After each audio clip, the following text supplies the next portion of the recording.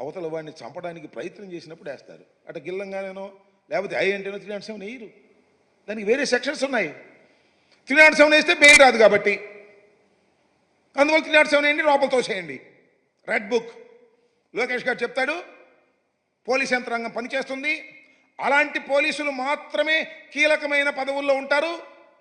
Police యంత్రాంగంలో ఉన్న అందరినీ అనడం వల్ల నేను ఒక భాగం కీలకమైన పదవుల్లోకి పోస్ట్ చేయబడిన వారు రెడ్ బుక్లో ఉన్నటువంటి అంశాలను మాత్రమే ఇంప్లిమెంట్ చేసేటటువంటి ఒక విచిత్రమైనటువంటి అరాచకమైనటువంటి పాలనని వాళ్ళ రాష్ట్రంలో కొనసాగించేటటువంటి పరిస్థితి చేస్తున్నారు.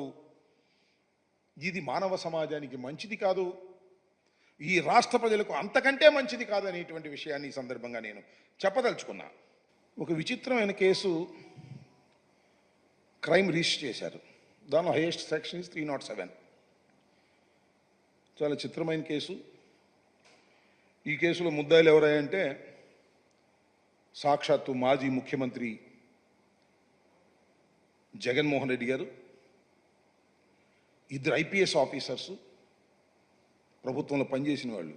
జగన్మోహన్ రెడ్డి గారి ప్రభుత్వంలో కాదు పనిచేసిన వీళ్ళు, చంద్రబాబు నాయుడు గారి ప్రభుత్వంలో కూడా పనిచేశారు, రాజశేఖర రెడ్డి గారి ప్రభుత్వంలో పనిచేశారు, అంతకుముందు ప్రభుత్వంలో కూడా పనిచేశారు. దానిలో సునీల్ కుమార్ గారు మేము రాగానే వచ్చిన అతను కాదు, IPS మేమేలా, Indian police service. Jaganmohan Reddy గారు ఇవాళ IPS, అంతకుముందు కూడా పనిచేశాడు చంద్రబాబు నాయుడు గారి ప్రభుత్వంలో కూడా ఆఫీసర్. అలాగే PSR ఆంజనేయులు గారు రాజశేఖర్ గారు టైంలో పనిచేశారు. చంద్రబాబు నాయుడు గారి టైంలో నాకు బాగా గుర్తు, కమిషనర్ ఆఫ్ విజయవాడ. చంద్రబాబు నాయుడు గారి టైంలో గుంటూరు ఎస్పీగా పనిచేశారు. చాలా పేరు ప్రఖ్యాతులు సంపాదించారు. లా అండ్ ఆర్డర్ విషయంలో చాలా గట్టిగా ప్రవర్తించేటటువంటి వ్యక్తి అని ఆ రోజున చంద్రబాబు నాయుడు గారి ప్రభుత్వంలో కూడా కొనియాడబడినటువంటి వ్యక్తి.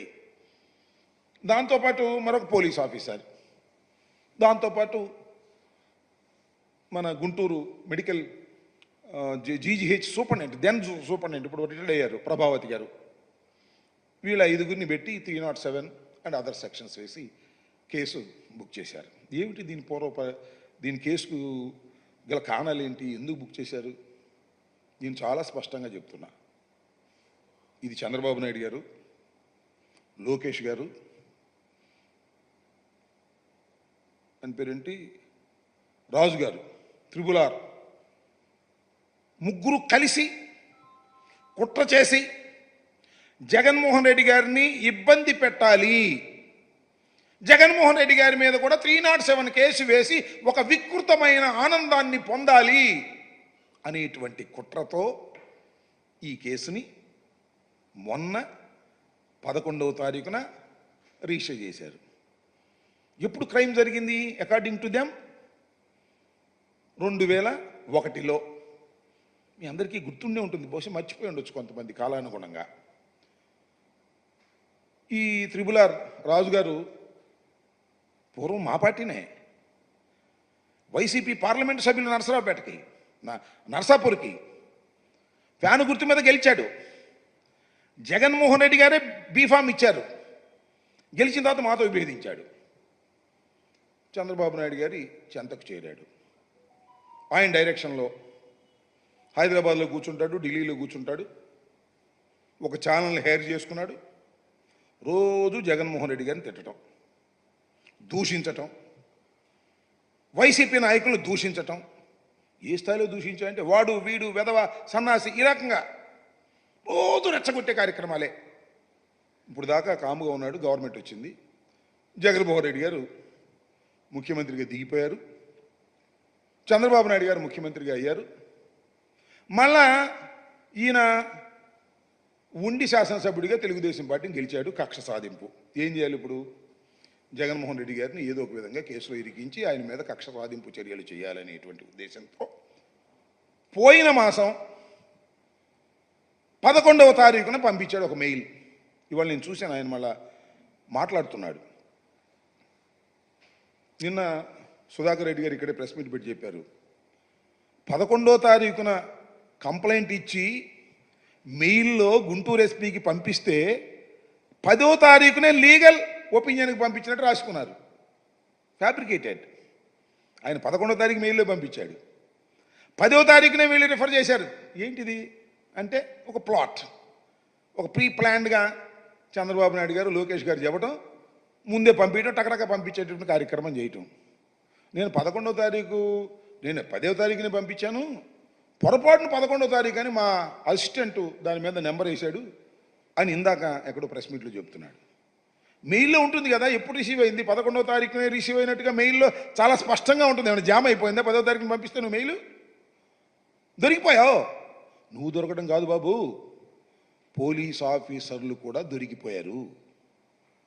10వ తారీఖున నువ్వు 11వ తారీఖును పంపిస్తే ముందుగానే లీగల్ ఒపీనియన్కి పంపించి, అసిస్టెంట్ డైరెక్టర్ ఆఫ్ ప్రాసిక్యూషన్ పంపించి ఇమీడియట్గా తెప్పించుకున్నావు లీగల్ ఒపీనియన్. ఇదిగో పలానా 307 పలానా సెక్షన్ వేసి ఇది కేసు కట్టేయచ్చు అని ఆయన పంపించాడు. మరి నువ్వు నెల దాకా ఎందుకు అయ్యావు? 11వ తారీఖుని ఎందుకు రిజిస్టర్ చేశారు పోలీసు అధికారులు? నేను అడుగుతా ఉన్నా, పోలీసు అధికారులను అడుగుతా ఉన్నా, ఆ కన్సర్న్ ఆఫీసర్స్ని ఎందుకు 1 మంత్ డిలే చేశారు? ఎఫ్ఐఆర్ మీకు చేరిన తర్వాత 1 మంత్ ఎందుకు డిలే చేశారు? ఇది రెడ్ బుక్ అమలు చేయటమా లేక లా అండ్ ఆర్డర్ను కాపాడటమా? ఒక్కసారి ఆలోచించవలసిందిగా నేను ఈ సందర్భంగా రాష్ట్ర ప్రజానీకాన్ని కోరుతున్నా. దానితో పాటుగా పోలీసు అధికారుల్ని కింద నుంచి పైదాకా నేను ఒకటే చెప్పదలుచుకున్నా, పరిశీలించుకోండి. ఫాల్స్ కేసులు మీరు పెడుతున్నది ఎవరి మీద? రాష్ట్ర మాజీ ముఖ్యమంత్రి మీద.